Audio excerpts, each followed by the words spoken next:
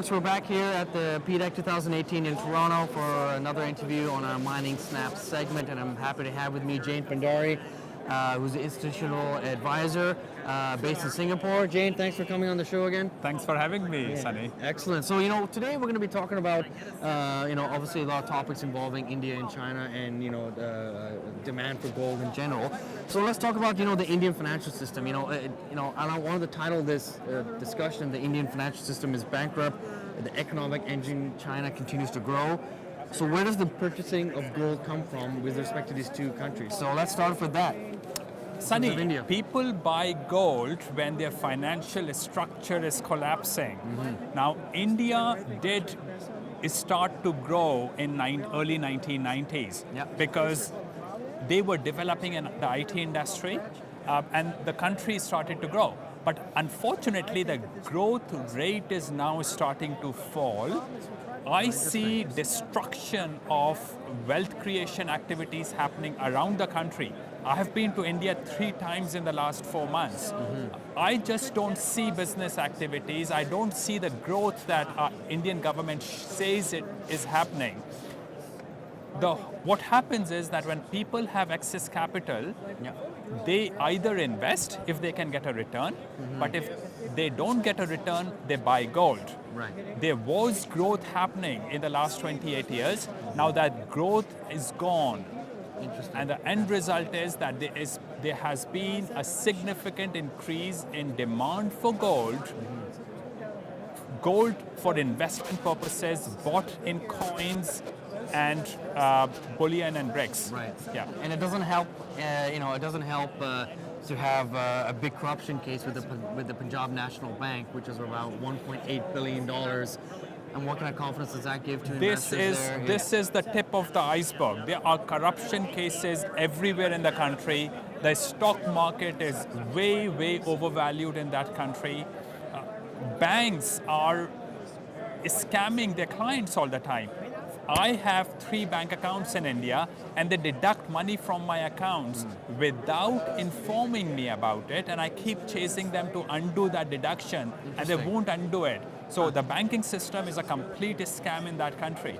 Okay, so talking about the banking system with Modi's demonetization scheme, let's do a little update. So just as a reminder, the demonetization scheme was removing 500 rupee notes and 1,000 rupee banknotes as well. Which account for around 86% of the total currency that circulates in India.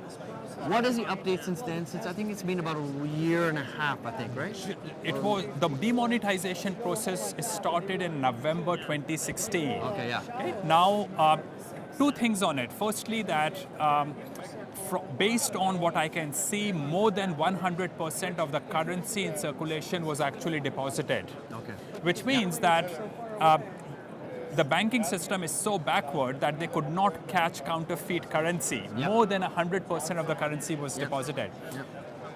In fact, the banking system laundered the money for people who had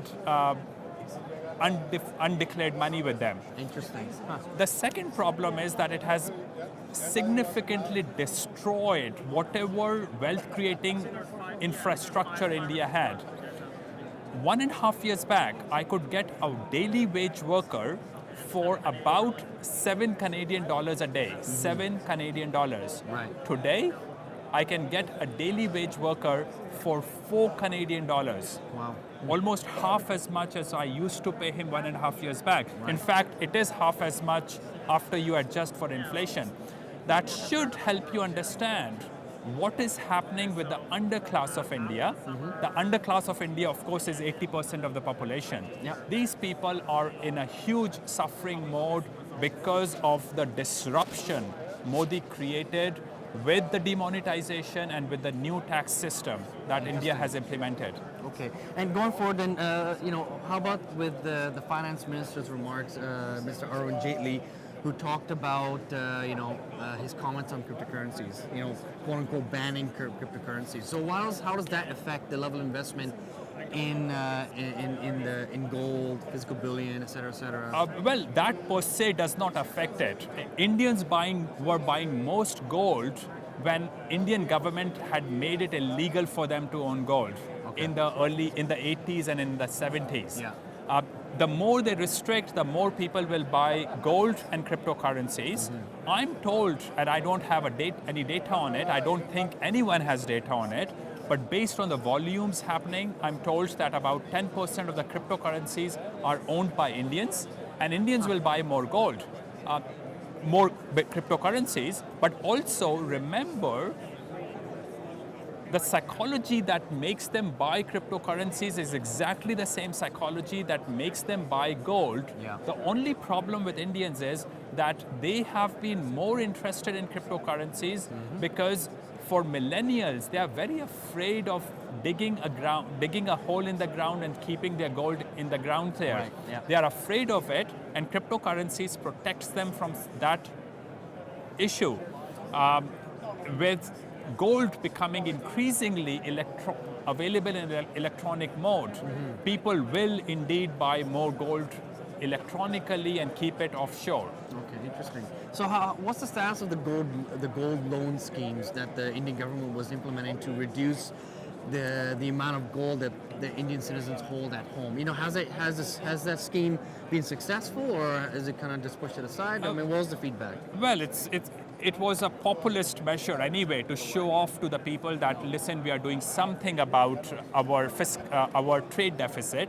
The reality is that the more government restricts anything, the more people want to buy physical gold and keep it with themselves.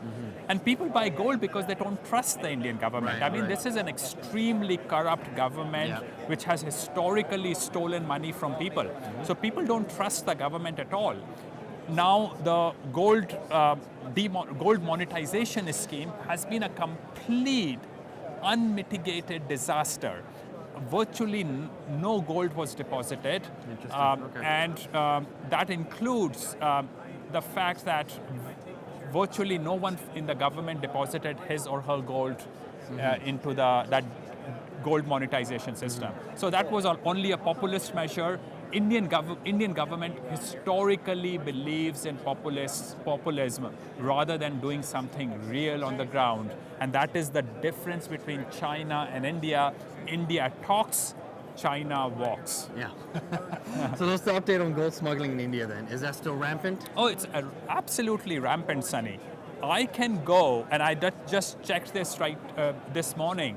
I can go and I can get gold at the street level for about 10% discount to what I should be based on international price. And the reason that is happening, after including the tax of course, and the reason that is happening is that this is all smuggled gold. If you are a gold trader in India, there is no chance for you to be able to do business unless you trade in smuggled gold. But that is the reality of every business in India. You have to deal with this huge corruption and massive regulatory problems associated with India. So let's now switch gears and let's talk about China. Okay, so you've been very, very positive on China's growth rate, and let's talk about the Chinese gold demand. And how is that compared to India? Well, China has of course started to buy more gold than India is buying, and the reason is very simple. Chinese economy is 5.5 times the size of the Indian economy. So as a proportion of their GDP per capita, Chinese is still buying a fraction of what Indians are buying. Despite that, Chinese are the biggest consumers of gold.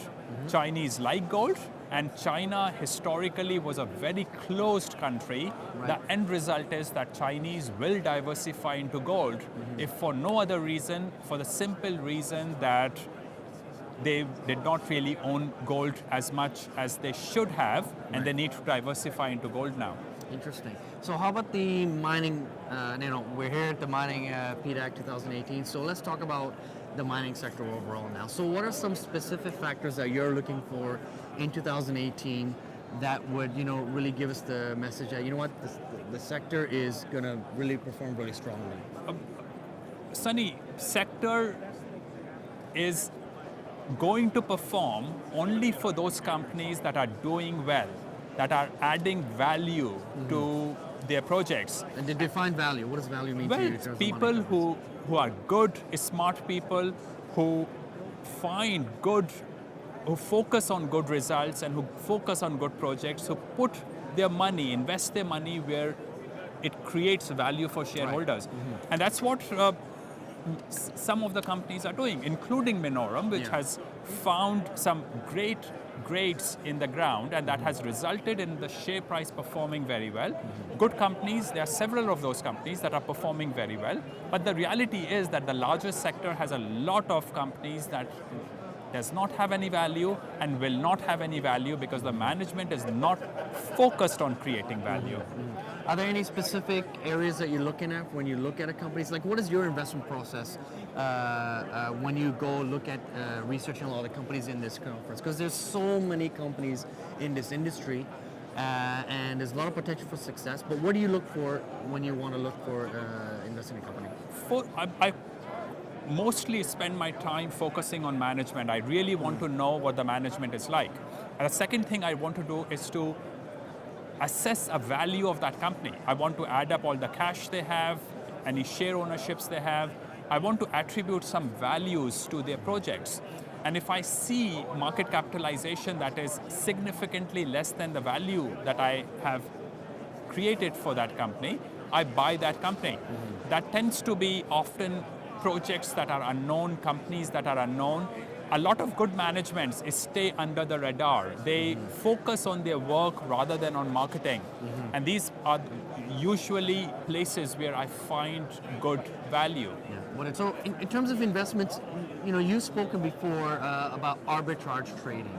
Now, what is that and how does an investor benefit from that?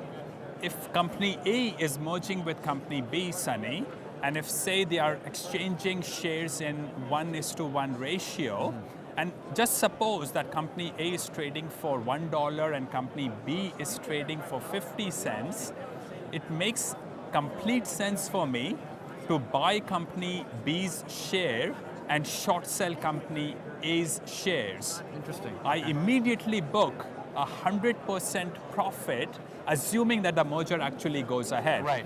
Because there's usually a timeline before the merger is even announced. I mean, it depends on the terms. Sometimes if it's just a complete buyout, then it's different, right? But usually there is a timeline between. Right, and you have a whole period of time during which you can accumulate shares in company B in this example. And what is that typical time period usually? It can be anything between 2 months to 4 months, depending on the jurisdictions of the companies, or even more in some cases.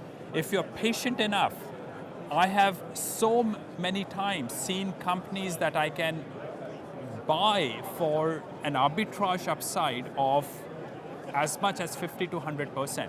So you can find huge arbitrage opportunities, and those arbitrage opportunities exist because this is an extremely illiquid sector of the stock market, which means not many people are doing numbers on these companies. So if you are able to do some primary school math, you can position yourself to make this 30 to 100% upside because of this arbitrage upside. But of course, you have to still do a valuation on underlying projects of the companies.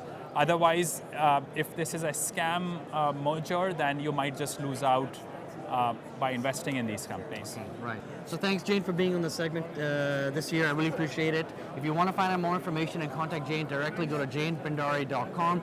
It has a lot of information on the markets, but just in terms of the generalist information out there for investors as well.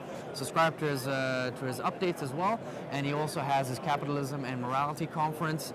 And you can find out more about his arbitrage trading methods and as well. Oh, your PDAC presentation slot that you did today, he'll be uploading that information that you can get a hold of. So, Jane, thanks again. Thank you very much, Sunny. Appreciate that.